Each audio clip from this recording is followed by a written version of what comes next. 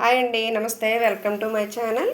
ఈరోజు దోశ, పెసలతోని దోశ అంటే నానబెట్టకుండా అప్పటికప్పుడు ఇన్స్టెంట్గా వేసాను అనమాట.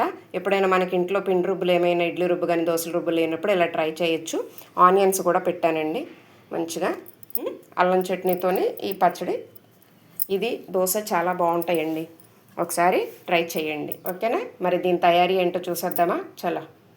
హాయ్ అండి. పెసలు నానబెట్టకుండా నేను దోశలకి ప్రిపరేషన్ చేశానండి. ఈ ఒక పావు కేజీ ఉంటాయి. కొంచెం కొత్తిమీర, చిన్న అల్లం ముక్క, ఒక 3 పచ్చిమిర్చి, పుదీనా. ఈ కొత్తిమీర పుదీనా ఫ్లేవర్ బాగుంటుందండి. విడిగా అయితే కూరల్లో అట్లా కూడా వేసుకుంటాము. దోశలో కూడా చాలా టేస్ట్ బాగుంటుంది.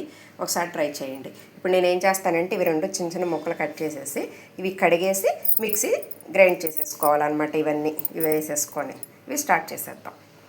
చూడండి, పెసలు నానపెట్టలేదు నేను, ఇప్పుడు కడిగేసుకుంటున్నాను అనమాట. చూడండి, కొత్తిమీర, పుదీనా, 3 పచ్చిమిర్చి అండి, కొంచెం అల్లం ముక్కలు,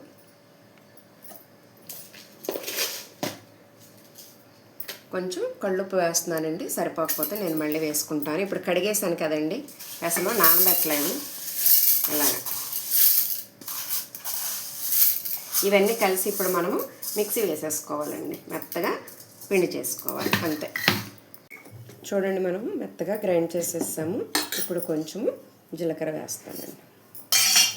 జీలకర్ర వేసి కలిపేసుకొని దోశ వేసేస్తాను.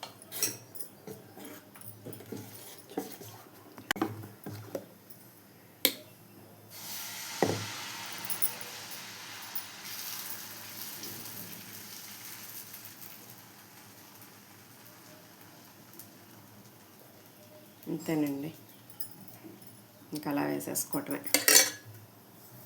చూడండి, మంచిగా కాలిపోయింది. కలర్ఫుల్గా ఎంత బాగుందో చూడండి. ఇలా తిరగేసుకోవటమేనండి. నేను కొంతమంది పెసరట్టు తిరగేయద్దు, బాగా కాలిపోద్ది అంటారు కానండి, కొంచెం పచ్చిదనం ఉంటుందండి. తిరగేస్తేనే చక్కగా కాలుతుంది, తినటానికి కూడా మనకి బాగుంటుంది, పిండి పిండిగా లేకుండాను. ఇంతేనండి, చూసారా ఎంత చక్కగా వచ్చేసినాయో. ఇప్పుడు 2 వైపులా కాల్చుకున్నాను కదండి. ఇప్పుడు పెసరట్టు మీద ఆనియన్స్ అండి.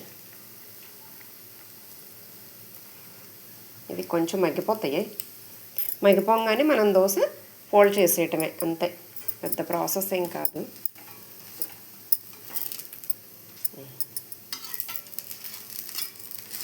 ఇలా అంతే, వచ్చేసింది దోశ.